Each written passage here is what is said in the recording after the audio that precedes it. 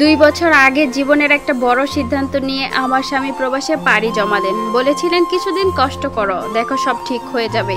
আমি আমাদের জন্য একটা ভালো ভবিষ্যৎ বানাতে যাচ্ছি।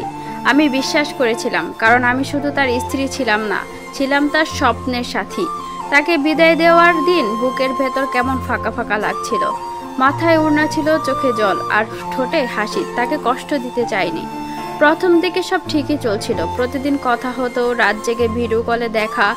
আমি রান্না করে দেখাতাম, ও বলতো আরে আমার সুমি তো এখন পুরো হাউস অফ হয়ে গেছে। মনে হতো এই মানুষটার জন্যই তো সব। শাশুড়িকে নিয়ে সংসার সামলাতাম, ছোট ভাই বোনদের পড়াতাম। তবু দিন শেষে ওর মুখটা দেখলেই সব কষ্ট ভুলে যেতাম। কিন্তু মাস চারেকের মধ্যে কথাবার্তা কমে গেল। মূলত কাজের চাপ, বড্ড ক্লান্ত লাগে। আমি বিশ্বাস করতাম, ভেবেছিলাম ও কষ্ট করছে তাই সময় দিতে পারছে না। ভালোবাসা মানেই তো ধৈর্য, তাই না? এরপর একদিন সে বলল, আমার দেশে ফেরার ইচ্ছে নেই আপাতত, আর তুমি প্লিজ বেশি কল করো না, মাথা খারাপ হয়ে যায়। আমার বুকটা ধক করে উঠল, কিন্তু চুপ করলাম। নিজেকে বুঝিয়েছি ও কাজের টেনশনে আছে, একদিন ঠিকই আসবে, সব বুঝবে। আর আমি প্রতিদিন আলমারির উপর রাখা ওর ছবি পরিষ্কার করতাম, চুপি চুপি বলতাম, তুমি এলেই আবার সব আগের মতো হবে। অবশেষে 2 বছর পর খবর পেলাম ও আসছে। এমন খুশি মনে হয় বহু বছর পর ঈদ এসেছে।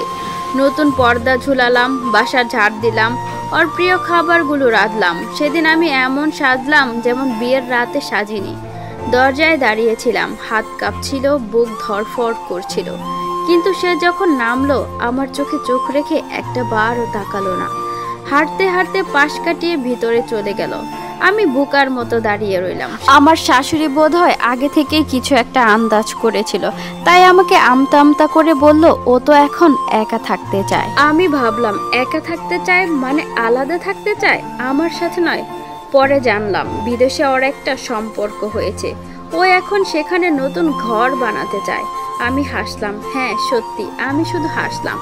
কারণ আমি জানি এই 2 বছর আমি শুধু স্ত্রী ছিলাম না, ছিলাম তার পরিবারের দায়িত্বে একজন মেয়ে, সমাজে সম্মান বাঁচিয়ে রাখা একজন নারী, আর দিনের পর দিন ভাঙা স্বপ্ন জোড়া লাগাতে থাকা একজন স্ত্রী নামের সৈনিক।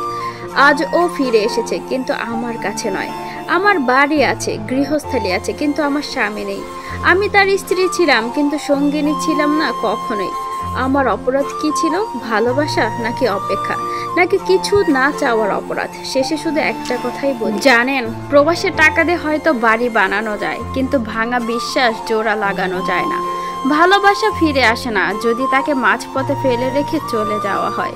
আসসালামু আলাইকুম ওয়া রাহমাতুল্লাহ। গল্পটি কেমন লাগলো অবশ্যই কমেন্ট করে জানাবেন, আর গল্পটি ভালো লাগলে অবশ্যই লাইক, কমেন্ট, শেয়ার করে পাশে থাকবেন। আজকের মতো এখানেই বিদায় নিচ্ছি। আল্লাহ হাফেজ।